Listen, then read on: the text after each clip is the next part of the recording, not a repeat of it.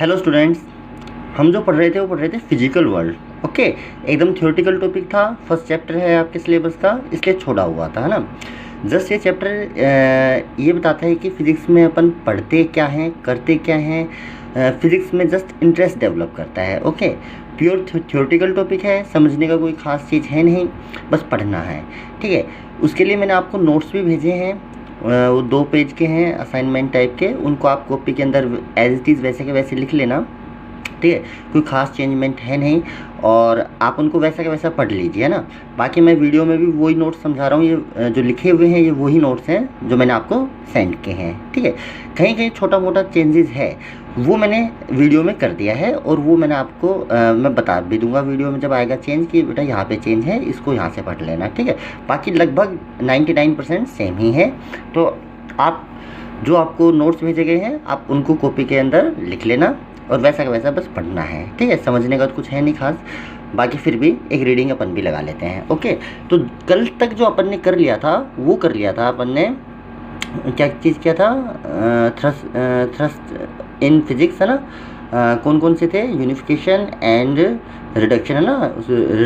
Reductionism भी बोलते हैं उसको। ओके, देखिए अब नेक्स्ट टॉपिक है वो है स्कोप ऑफ फिजिक्स। ओके, कि यानी कुल मिला के फिज़िक्स कहाँ तक फैला हुआ है ना, कहाँ तक पहुँच है फिज़िक्स की, है ना। तो द स्कोप ऑफ फिज़िक्स, तो इस जो फिज़िक्स के स्कोप को 2 लेवल्स में या 2 ग्रुप्स में डिवाइड किया गया, जिन ग्रुप्स को बोला गया डोमेन। ओके, ये माइक्रोस्कोपिक लेवल से लेके मैक्रोस्कोपिक लेवल तक जाता है ना। 2 डोमेन हो गए, एक तो हो गया आपका मैक्रोस्कोपिक, एक हो गया माइक्रोस्कोपिक। ओके, मैक्रो का मतलब समझ लीजिए आप लार्ज लेवल पे, और माइक्रोस्कोपिक का मतलब समझ लीजिए स्मॉल लेवल पे। अब देखो कितने लार्ज लेवल तक ये डील करता है और कितने स्मॉल लेवल तक ये डील करता है फिजिक्स। ओके, तो देखो सबसे पहले आया माइक्रोस्कोपिक डोमेन। ये माइक्रोस्कोपिक डोमेन में क्या क्या इंक्लूड होता है? Includes phenomena at the level of laboratory. जो अपन लेबोरेटरी में एक्सपेरिमेंट करते हैं तो उसके अंदर जिस टाइप के डेटा काम आते हैं उस लेके ये है terrestrial and astronomical scales. Terrestrial होता है जैसे अर्थ टू अर्थ, है ना, और एस्ट्रोनॉमिकल होता है अर्थ टू स्पेस, है ना। स्पेसिस ऑब्जेक्ट्स लाइक प्लैनेट्स वगैरह देखना वगैरह, है ना। तो इतने लार्ज लेवल तक वर्क करता है, एस्ट्रोनॉमिकल स्केल तक जाता है। ओके, ऐसे जो माइक्रोस्कोपिक डोमेन है इसके अंदर बहुत स्मॉल लेवल, और स्मॉल लेवल कहाँ से कहाँ तक? Microscopic domain includes atomic, molecular and nuclear phenomena, है ना। एटॉमिक लेवल देखो जो दिखता भी नहीं है, 10⁻⁻15 में जो चलता है, वहाँ तक इतने छोटे लेवल से लेके इतने लार्ज लेवल तक फिजिक्स डील करता है ना। तो जो वो जब छोटे पार्टिकल्स के साथ डील करते हैं तो उसको माइक्रोस्कोपिक अप्रोच बोला जाता है, और जो लार्ज लेवल के साथ अपन डील करते हैं उसको क्या बोला जाता है? मैक्रोस्कोपिक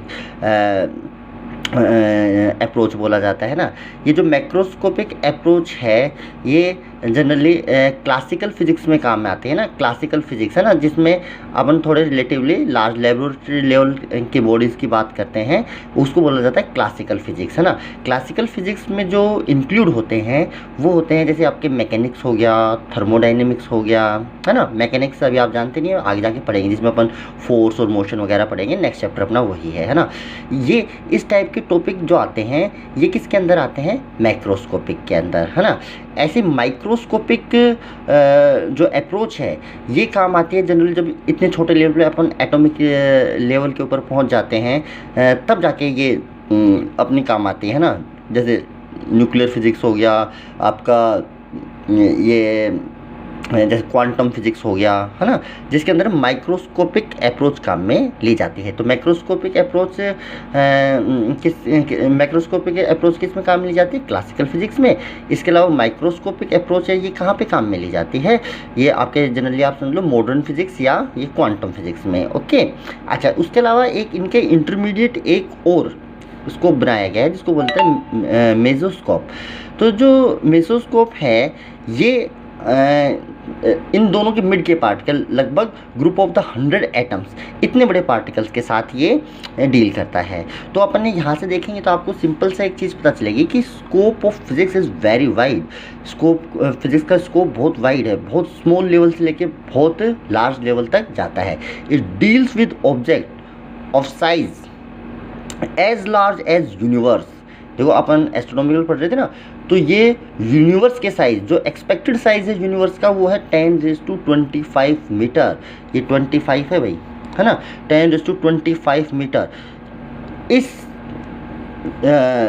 जो इतने लार्ज साइज से लेकर as small as 10⁻⁻14 metre the size of nucleus, इतने छोटे साइज से लेकर इतने बड़े साइज तक ये डील करता है। ओके, देख लीजिए, है ना, आप स्क्रीनशॉट ले लेना इस पेज का। बाकी आपको भेज रखे हैं नोट्स, सेम टू सेम है, आप वहाँ से भी कर सकते हैं। ठीक है, ये तो हो गया स्कोप ऑफ फिजिक्स। अब स्कोप ऑफ फिजिक्स के बाद आता है एक्साइटमेंट ऑफ फिजिक्स, है ना। इसके अंदर मैंने कुछ ऐड किया है, वो आपको जो नोट्स भेजे उसमें थोड़ा सा शॉर्ट कर दे रखा था, इसलिए मैंने इसके अंदर ऐड कर दिया, है ना। एक्साइटमेंट ऑफ फिजिक्स, है ना, फिजिक्स को पढ़ने में क्या एक्साइटमेंट है ना, फिजिक्स कैसे एक एक्साइटिंग सब्जेक्ट है ना। अच्छा जी, देखो, physics is exciting in many ways why है ये ना। to some people the excitement comes from the elegance and universality of its basic theories, from the fact that a few basic concepts and law can explain phenomena covering a large range of magnitude of physical quantities। okay, कह रहे physics बहुत तरीक़ों से एक exciting subject है।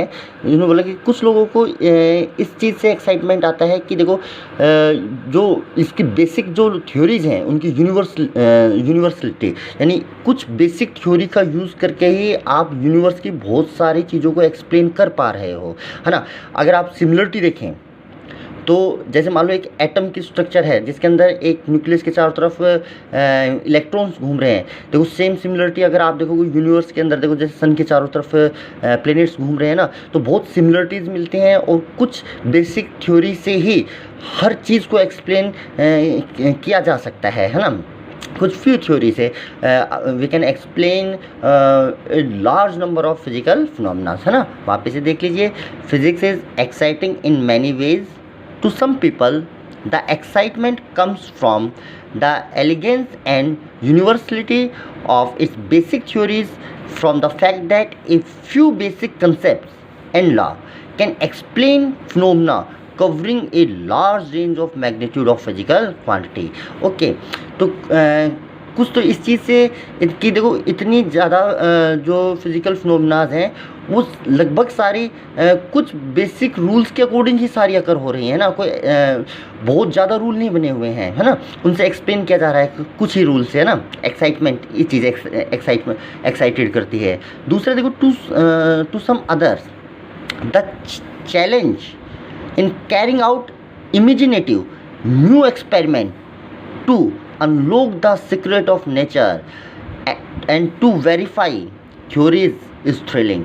कह रहे कि कुछ लोग इस चीज़ से एक्साइटेड होते हैं कि जो इसके अंदर जो इमेजिनेटिव वर्क है ना, अपन कुछ थ्योरी के बेस पे कुछ इमेजिनेशन करते हैं और उस इमेजिनेशन को अपन एक्सपेरिमेंट के थ्रू कैरी आउट करके देखते हैं, जिससे अपन को नेचर के कुछ और सीक्रेट्स का पता चलता है और कुछ थ्योरी वेरीफाई कर सकते हैं अपन एक्सपेरिमेंट के थ्रू, है ना। ओके, तो ये सारे फिजिक्स का एक्साइटमेंट है ना कि इमेजिनेटिव वर्क होता है। ओके, अच्छा, नेक्स्ट और जो सबसे सिंपल है इसका application and exploitation of physics law to make the useful devices most interesting and exciting part. और फिजिक्स के जो लॉज जो अपन ने पढ़े हैं या जो लॉज अपन पढ़ते हैं जिन पे वेरियस फिजिकल फिनोमेनाज जिनको फॉलो कर रही है, जिन रूल्स को, उन रूल्स को अप्लाई कर करके इनके एप्लीकेशन से अपन काफ़ी यूजफुल डिवाइस बना लेते हैं जो अपने लिए काफ़ी इंटरेस्टिंग होती है ना। जैसे कि एग्जांपल के तौर पे excitement of physics is experience in many field like transmission through the television, देखो टीवी पे जो लाइव ट्रांसमिशन लाइव स्ट्रीमिंग चल रही है, ठीक है। फिज़िक्स के लॉ के अकॉर्डिंग, फिज़िक्स के लॉ अपन ने पढ़े थे, उसके बाद इलेक्ट्रोमैग्नेटिक वेव का पता चला था, और इन थ्योरी के बेस पे देखो लाइव स्ट्रीमिंग चल रही है ना। Interesting part of the physics है ना। दूसरा, कंप्यूटर्स बना लिए गए हैं जो बहुत ही हाई स्पीड और हाई मेमोरी के हैं। Robots, use of robots, wireless connection, mobile से आप बात कर सकते हो। अपन देखो आज दूर दूर बैठे हैं, तब भी जो थ्योरी अपन ने आज तक प्रिडिक्ट की है उसके अकॉर्डिंग देखो मोबाइल भी बना हुआ है, अपन बात भी कर सकते हैं, आज पढ़ाई भी हो रही है ना जी। ऐसे ही लेज़र एंड देयर एप्लीकेशन, ठीक है, ओके, ठीक है। अच्छा, अब देखिए physics in relation with other branches. Physics का जो अदर ब्रांच होती हैं साइंस की, जैसे केमिस्ट्री हो गया, बायो हो गया, इनके साथ देखो क्या रिलेशन है ना। पहला रिलेशन विद केमिस्ट्री, देखो बहुत सारे टॉपिक होते हैं जो केमिस्ट्री के हैं, वो फिज़िक्स के लॉ के अकॉर्डिंग एक्सप्लेन किए जाते हैं। जैसे कोई केमिकल बॉन्डिंग हो गया, जैसे आयनिक बॉन्ड होता है ना, उसमें दो आयन्स होते हैं, वो कनेक्ट रहते हैं एक दूसरे से। वो क्यों एक दूसरे से कनेक्ट रहते हैं, क्यों बाइंडेड रहते हैं एक दूसरे से, ठीक है, वो एक्सप्लेन फिज़िक्स में किया जाता है ना, थ्रू इलेक्ट्रोस्टैटिक फोर्स की। दो आयन्स, एक पॉजिटिव है नेगेटिव है, तो उनके बीच में फोर्स लग रहा है, इसलिए ये बॉन्ड बना हुआ है इनके बीच में ना। जैसे केमिकल बॉन्डिंग हो गया, एटॉमिक स्ट्रक्चर हो गया, ये सब अपन फिज़िक्स के जो फिनोमेनाज हैं इलेक्ट्रोस्टैटिक फोर्स की, उनसे इनको एक्सप्लेन करते हैं। तो फिज़िक्स का रोल केमिस्ट्री में भी आता है, केमिस्ट्री को भी हेल्प करता है कुछ टॉपिक्स में पढ़ने में, है ना। अच्छा जी, दूसरा बायोलॉजी। तो बायोलॉजी के अंदर भी फिज़िक्स एक काफ़ी हेल्प करता है। जैसे कि अपन फिज़िक्स के जो इन्वेंशंस हुए हैं, जैसे माइक्रोस्कोप हो गया, रेडियो आइसोटोप हो गए, ये अपन को हेल्प करते हैं बायोलॉजी के अंदर स्टडी करने में, है ना। माइक्रोस्कोप से अपन काफ़ी बॉडी पार्ट्स को देखना, रेडियो आइसोटोप्स होते हैं, इनसे कैंसर के अंदर यूज़ में आता है ना, कैंसर का ट्रीटमेंट के अंदर काम आता है। तो इस टाइप से बायो, तो जो फिज़िक्स लॉ के ऊपर जो वर्क, जो फिज़िक्स में इन्वेंशन हुए, जो फिज़िक्स लॉ पे जो इंस्ट्रूमेंट वर्क कर रहे थे, वो बायो में काम में ले जाते हैं, है ना। अच्छा, रिलेशन विद मैथमेटिक्स। मैथमेटिक्स तो बेटा एक फिज़िक्स का टूल है जो बहुत ही हेल्पफुल टूल है ना। अब एक डेवलप होता होता है, एक नई ब्रांच ही बन चुकी है पूरी मैथमेटिक्स, ठीक है। बाकी मैथमेटिक्स एक फिज़िक्स के लिए हेल्पफुल टूल है which enable us to study the various physical phenomena in mathematical and logical way, है ना। जैसे आपको बताया था, जैसे इंटीग्रेशन हो गया, है ना, ऐसे तो मैथ में आता है इंटीग्रेशन, ठीक है, फिजिक्स में काम आ रहा है ना। तो देखो फिजिक्स में इंटीग्रेशन काम आया, तो मैथ वालों को एक चीज़ दे दी गई कि भाई आप इंटीग्रेशन के ऊपर पूरी स्टडी कर लीजिए, क्योंकि हम तो ये फिज़िक्स पढ़ रहे हैं, और आप स्टडी करके हमें तो रिजल्ट बता दीजिए डायरेक्ट, हम तो उनको डायरेक्ट यूज़ कर लेंगे, है ना। कहाँ से आए क्या है अपन को उससे कोई खास मतलब नहीं ना। तो फिज़िक्स के अंदर जो मैथमेटिक्स का तो एक इम्पोर्टेंट रोल है, वो तो आप पूरे फिज़िक्स में देखोगे। पूरा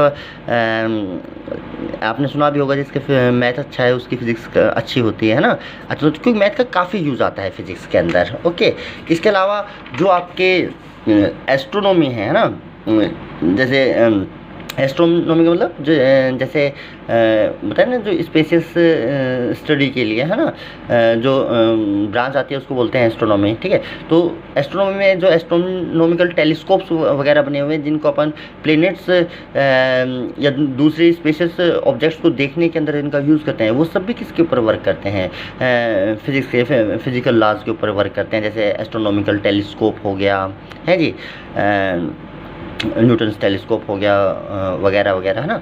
अच्छा जी, उसके अलावा अच्छा जो एक लास्ट टॉपिक है अपना, वो है फंडामेंटल फोर्स इन नेचर। देखो नेचर के अंदर अगर आप वैसे देखोगे तो बहुत टाइप के फोर्स हैं, है ना। Contact force, non contact force, muscular force, etcetera etcetera, ठीक है। फिर भी अगर फोर्स को देखा जाए तो दो कैटेगरी, वही अपनी माइक्रोस्कोपिक फोर्स और मैक्रोस्कोपिक फोर्स, है ना। माइक्रोस्कोपिक फोर्स के एग्जाम्पल जैसे ग्रेविटेशनल फोर्स हो गया, फ्रिक्शन फोर्स हो गया, कॉन्टैक्ट फोर्स हो गया, ये सारे माइक्रोस्कोपिक फोर्स आते हैं। मैक्रोस्कोपिक और माइक्रोस्कोपिक फोर्स कैसे होते हैं, जैसे इलेक्ट्रोमैग्नेटिक फोर्स हो गया, इंटरमोलिकुलर फोर्स हो गया, ठीक है। इस टाइप से बहुत सारे फोर्स होते हैं ना। पर ये सभी फोर्स अगर गौर से देखा जाए तो इनको कुछ फंडामेंटल फोर्स से अराइज माना जाता है, कि माना जाता है ये सभी force, all forces are arise from 4 basic force, 4 basic force से ही ये सारे अराइज हुए हैं, सारे फोर्स। और ये जो 4 बेसिक फोर्स हैं नेचर के, इनको बोला जाता है फंडामेंटल फोर्स। क्या बोला जाता है? Fundamental force. और बाकी सभी फोर्स इन्हीं फोर्स के टाइप है ना, इन्हीं फोर्स से अराइज हुए हैं ना। तो जो ये 4 फंडामेंटल हैं वो होता है, देखो, ग्रेविटेशनल फोर्स होता है, एक इलेक्ट्रोमैग्नेटिक फोर्स होता है, एक होता है वीक न्यूक्लियर फोर्स, और एक होता है स्ट्रॉन्ग न्यूक्लियर फोर्स। ओके, तो सबसे पहले जो अपन बात करते हैं ग्रेविटेशनल फोर्स की बात करते हैं। ओके, अच्छा जी, इनमें कुछ फोर्स के ये जितने भी फोर्स अपन पढ़ेंगे, अपन पूरी फिजिक्स पढ़ते पढ़ते इन सभी की स्टडी कर चुके होंगे, है ना। फिलहाल अपन 9th-10th में कुछ तो जानते हैं, जैसे ग्रेविटेशनल फोर्स अपन पहले पढ़ चुके हैं, है जी। इलेक्ट्रोमैग्नेटिक फोर्स के बारे में भी थोड़ा बहुत आपने पढ़ लिया होगा 10th में, ठीक है। बाकी जो नहीं पढ़े हैं वो अब 11th में, कुछ 12th में आ जाएंगे आपके, ठीक है। अच्छा जी, सबसे पहले देखिए ग्रेविटेशनल फोर्स क्या चीज़ है। Gravitational force, okay.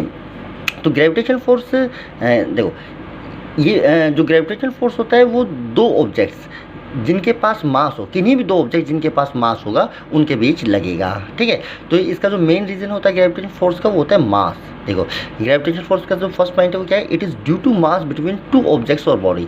2 बॉडीज के मास के कारण उनके बीच में लगता है। दूसरी बात, इट इज़ ऑलवेज अट्रैक्टिव। ये फोर्स हमेशा अट्रैक्टिव ही होता है, ये दोनों बॉडीज़ को हमेशा अट्रैक्ट ही करेगा, रिपेल नहीं कर सकता है ये फोर्स, है ना। अगर मान लो 2 बॉडी में रिपल्शन लग रहा है तो इसका मतलब उनके बीच में लगने वाला फोर्स कोई और हो सकता है, ग्रेविटेशनल नहीं होगा। या ऐसा हो सकता है कि ग्रेविटेशन लग रहा हो पर उसका मैग्नीट्यूड बहुत कम पड़ गया हो रिपल्सिव फोर्स की कंपेरिजन में, पर जो ग्रेविटेशनल फोर्स है वो अट्रैक्टिव ही होगा हमेशा, ठीक है। अच्छा जी, अगर it is the independent of medium between bodies, ये फोर्स जो जिन 2 बॉडीज़ के बीच में ये फोर्स लग रहा है वो इन दोनों के बीच के मीडियम पे डिपेंड नहीं करता है कि उन दोनों के बीच में मीडियम क्या है। ओके, अच्छा जी, it follows inverse square law. इसके अलावा ये इनवर्स स्क्वायर यानी F is inversely proportional to r square होता है ना, आपने पढ़ा होगा ना, F is inversely proportional to r square. पूरा फॉर्मूला क्या था? F is equal to GM1M2 upon r square था ना। हाँ, तो इनवर्स स्क्वायर लॉ को भी फॉलो करता है। उसके अलावा it is a long range force, है ना, it is a long range force. इसकी रेंज बहुत ज़्यादा होती है ना, ये इनफाइनाइट डिस्टेंस तक एक्ट कर सकता है ना। इनफाइनाइट, देखो आर की वैल्यू जब इन्फिनिटी हो जाएगी तब जाके एफ की वैल्यू 0 होगी, यानी बहुत दूर दूर ऑब्जेक्ट हैं उनके बीच में, जैसे अर्थ और सन के बीच में भी एक्ट कर रहा है, ठीक है। यहाँ पे 2 एक जैसे मान लीजिए चेयर है, एक टेबल है, पास पास डले हुए हैं, उनके बीच में भी लग रहा है। और सन और प्लेनेट जो अर्थ से दूर हैं, जुपिटर वगैरह, उनके बीच में भी लग रहा है ना। अर्थ और मून के बीच में भी लग रहा है। तो लॉन्ग रेंज फोर्स होता है और ये इनफाइनाइट डिस्टेंस तक एक्ट कर सकता है, ठीक है। ये इसकी प्रॉपर्टीज़ हैं ग्रेविटेशनल फोर्स के ना। अच्छा जी, अगले, it is weakest force in nature. ये नेचर में मिलने वाला सबसे वीक फोर्स है। देखो, अपन जो अर्थ के ऊपर रुके हुए हैं ये अर्थ के ग्रेविटेशनल फोर्स की वजह से रुके हुए हैं, है ना, पर अपन को कोई खास महसूस नहीं हो रहा है ना। देखो, वीकेस्ट फोर्स है, सबसे वीक जो फोर्स है वो यही है। बट आप जानते हो, देखो फोर्स की वैल्यू कितनी होती है? GM1M2 अपॉन आर स्क्वायर, यानी ये M1M2 यानी दोनों ऑब्जेक्ट के मास पे भी डिपेंड करता है। जब ये मास बहुत बड़े हो जाते हैं, जैसे मैं बात करूँ अर्थ, सन, ठीक है, जिनके मास बहुत ज़्यादा हैं, ऐसा होने पर ये फोर्स डोमिनेट करने लग जाता है ना, तब जाकर ये फोर्स का महसूस होता है अपन को ना। वैसे भी अगर अपन पेन को हवा में छोड़ देंगे तो नीचे जाके गिर रहा है, इसका मतलब कोई ना कोई तो फोर्स लग रहा है, चाहे वीक है या कैसा भी है। उसी पेन को अगर मैं हाथ पे रख लूँगा तब भी अर्थ उस पेन को अपनी तरफ खींच रही है, पर मेरे हाथ पे जो फोर्स लग रहा है, यानी जो उसका वेट जो मैं बोलूँगा, वो ग्रेविटेशनल फोर्स के कारण ही लग रहा है ना, जो कि मेरे को बहुत ज़्यादा महसूस नहीं हो रहा है पेन का वेट, है ना, पर फोर्स तो लग रहा है ना जी। अच्छा, उसके अलावा ये कंजर्वेटिव फोर्स होता है जी। अब कंजर्वेटिव फोर्स क्या होते हैं वो आगे जाके अपन फोर्स के चैप्टर में पढ़ेंगे। अभी आप सिंपली ऐसा समझ लीजिए, ऐसे फोर्स जिनका वर्क डन पाथ पे डिपेंड नहीं करता है उनको कंजर्वेटिव फोर्स बोलते हैं, और ये भी एक कंजर्वेटिव फोर्स का एग्जाम्पल है। उसके बाद जो अगला फोर्स आता है वो आता है इलेक्ट्रोमैग्नेटिक फोर्स। कौन सा? Electromagnetic force. ओके, जो इलेक्ट्रोमैग्नेटिक फोर्स होते हैं ये दो चार्जेस के बीच में लगते हैं, है ना। अगर दो बॉडीज के ऊपर चार्ज है तो उनके बीच में इलेक्ट्रोमैग्नेटिक फोर्स लग सकता है। पर ये फोर्स अट्रैक्टिव भी हो सकता है और रिपल्सिव भी हो सकता है। आपने ये पढ़ाई होगा 10th में ना, कि दो पॉजिटिव चार्ज है यानी जो सेम चार्ज होते हैं वो रिपेल करते हैं, जो अपोजिट चार्ज होते हैं वो एक दूसरे को क्या करते हैं? अट्रैक्ट करते हैं। ठीक है, same charge repel, opposite charge attract करते हैं ना। ठीक है, सेम चार्ज को आप लाइक चार्ज भी बोल सकते हो ना, लाइक एक जैसे ना। तो लाइक चार्ज एक दूसरे को बिल्कुल लाइक नहीं करते हैं, है ना। लाइक चार्ज रख दोगे तो एक दूसरे से दूर भागेंगे। और जो अनलाइक चार्ज होते हैं वो एक दूसरे को लाइक करते हैं ना। उनको पास में रखोगे तो एक दूसरे की तरफ अट्रैक्ट होंगे। ठीक है जी, अगला देखिए, it is a long range force. Same gravitational force की तरह ये फोर्स भी एक लॉन्ग रेंज फोर्स है और इनफाइनाइट डिस्टेंस तक लग सकता है। ओके, लॉन्ग रेंज फोर्स है। ई हटा लेना भाई, ई नहीं है। It is a long range force. चलिए जी, उसके बाद देखो, it follows inverse square law. ये भी इनवर्स स्क्वायर लॉ को फॉलो करता है। ठीक है, अब देखो, जो ग्रेविटेशनल फोर्स था ये वीकेस्ट फोर्स था, तो ये फोर्स इससे तो स्ट्रॉन्ग होगा। अच्छा, स्ट्रॉन्ग होगा वो तो ठीक है, कितना स्ट्रॉन्ग होगा? It is 10⁻36 time stronger than gravitational force.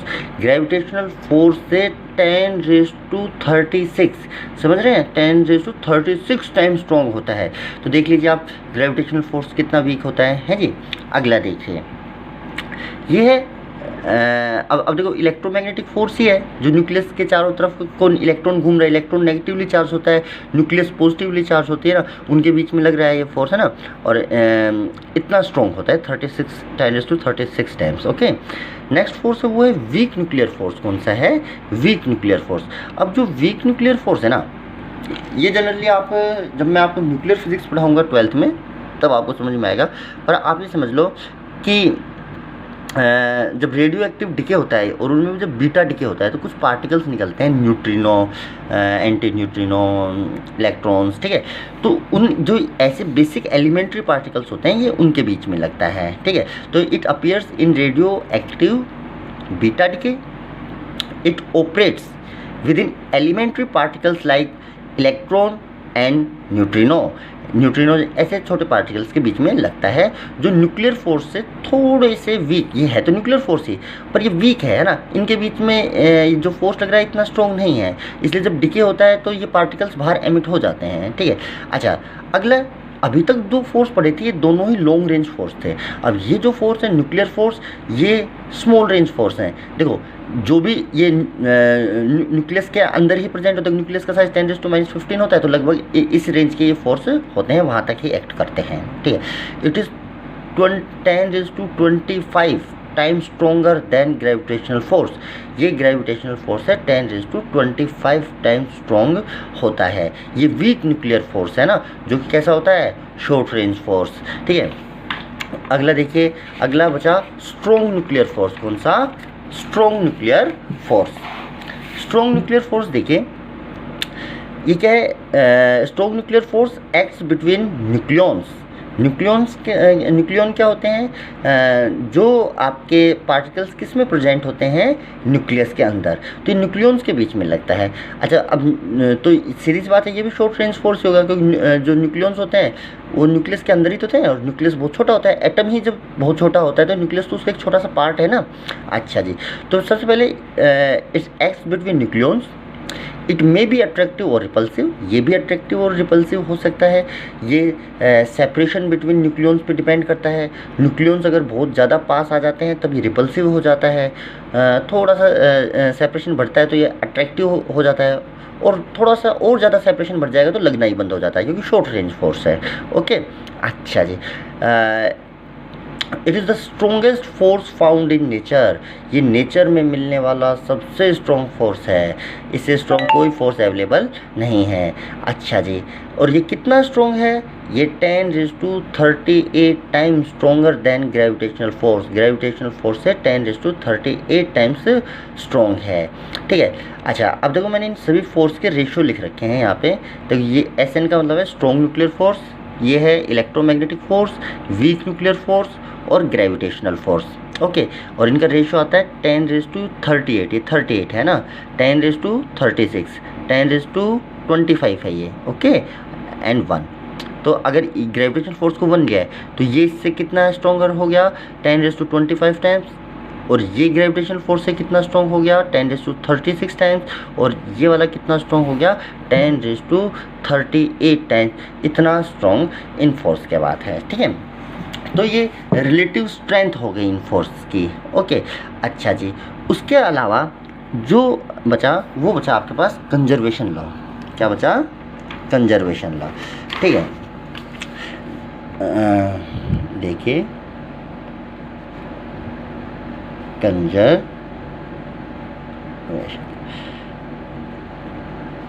ठीक है।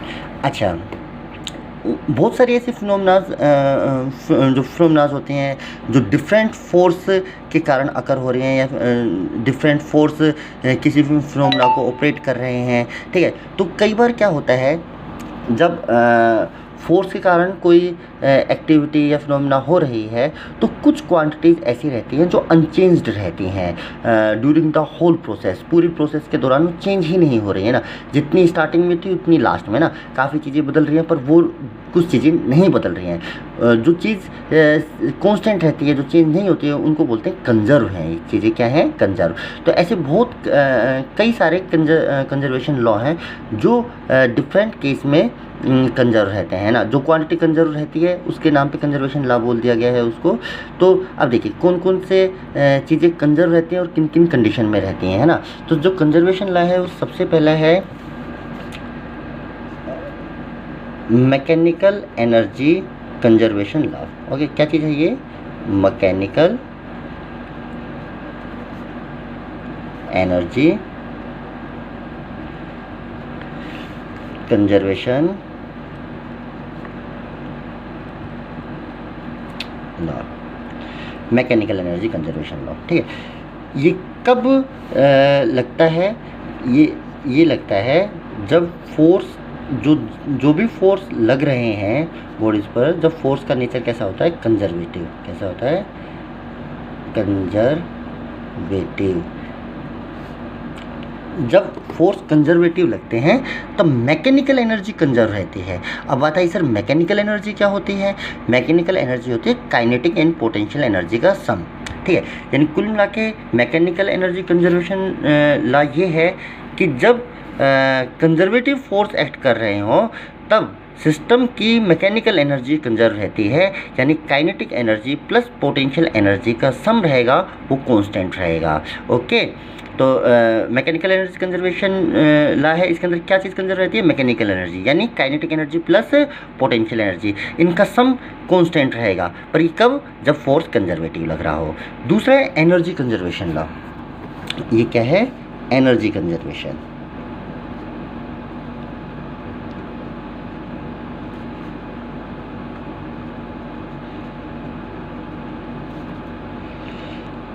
Energy conservation law. अच्छा, एनर्जी कंजर्वेशन लॉ ये हमेशा वैलिड होता है ना, कुछ भी हो जाए ये तो वैलिड रहेगा। ये लॉ क्या कहता था, energy neither be created not destroy, it just can transfer from one form to another form. ये कह रहा है कि अगर सभी एनर्जी का सम देख लिया जाए तो वो कांस्टेंट ही रहेगा। ठीक है, चाहे फोर्स कैसा भी हो, चाहे कुछ भी हो रहा हो, यानी पूरी प्रोसेस में, यानी और कुल मिला के भी ये माना गया जैसे यूनिवर्स की एनर्जी जैसे फिक्स है। ठीक है, बस एनर्जी, एक एनर्जी दूसरी फॉर्म में कन्वर्ट हो रही है, बाकी एनर्जी क्या रहती है भाई, कंजर्व। ठीक है, इसको डिस्ट्रॉय या जनरेट नहीं किया जा सकता है। तीसरा mass conservation.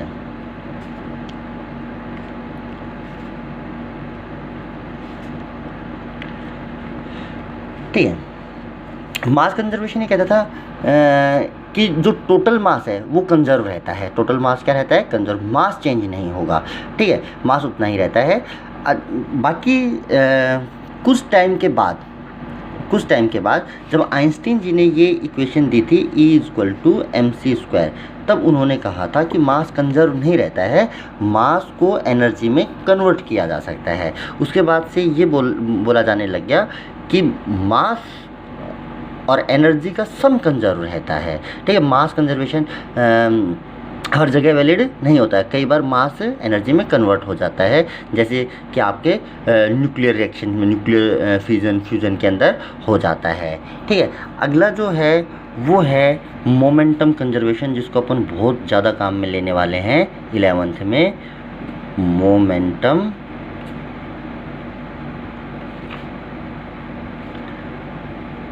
Conservation. Momentum conservation rule क्या कहता था? मोमेंटम कंजर्वेशन ये कहता था कि अगर किसी सिस्टम पे नेट फोर्स ज़ीरो है, नेट फोर्स नहीं लग रहा है, तो उसका मोमेंटम अनचेंज रहेगा। यानी उसका मोमेंटम जितना है उतना ही स्टार्टिंग में, वो फाइनल उतना ही रहेगा। यानी मोमेंटम सिर्फ तभी चेंज होता है जब किसी चीज़ पे नेट फोर्स लगे, है ना। एक्चुअल में तो एफ होता ही क्या है? dp/dt, rate of change of momentum. Momentum के चेंज होने की रेट, और मोमेंटम ही चेंज नहीं हो रहा तो उसके चेंज होने की रेट तो जीरो होगी, तो फोर्स इसका मतलब कितना लग रहा है? ज़ीरो। तो अगर फोर्स ज़ीरो है, इसका मतलब मोमेंटम कंजर्व रहेगा। उसके नेक्स्ट जो कंजर्वेशन आता है वो है चार्ज कंजर्वेशन। क्या चीज़ है? Charge conservation. चार्ज कंजर्वेशन भी यही बोलता है कि चार्ज जो है वो फिक्स है। चार्ज कंजर्वेशन कि चार्ज को ना ही आप क्रिएट कर सकते हो, ना ही डिस्ट्रॉय कर सकते हो, बस एक बॉडी से दूसरी बॉडी के ऊपर ट्रांसफ़र कर सकते हो। ठीक है, पर टोटल चार्ज है वो क्या है? कंजर्व है। तो ये बेसिक जो कंजर्वेशन रूल अपने काम आते हैं फिजिक्स में, ये बेसिक कंजर्वेशन रूल हो गए। ठीक है, अच्छा जी, थ्योरेटिकल टॉपिक था पूरा का पूरा, इसलिए मैंने आपको नोटबुक में पढ़ा दिया है। मेजरमेंट जो लेक्चर लिया जाएगा उसके अंदर आपको 3 चीज़ों का measurement of distance, measurement of length, measurement of mass and measurement of time, 3 चीज़ें ये पढ़ाई जाएंगी। उसके बाद नेक्स्ट चैप्टर स्टार्ट करेंगे अपन मोशन। Okay, thank you.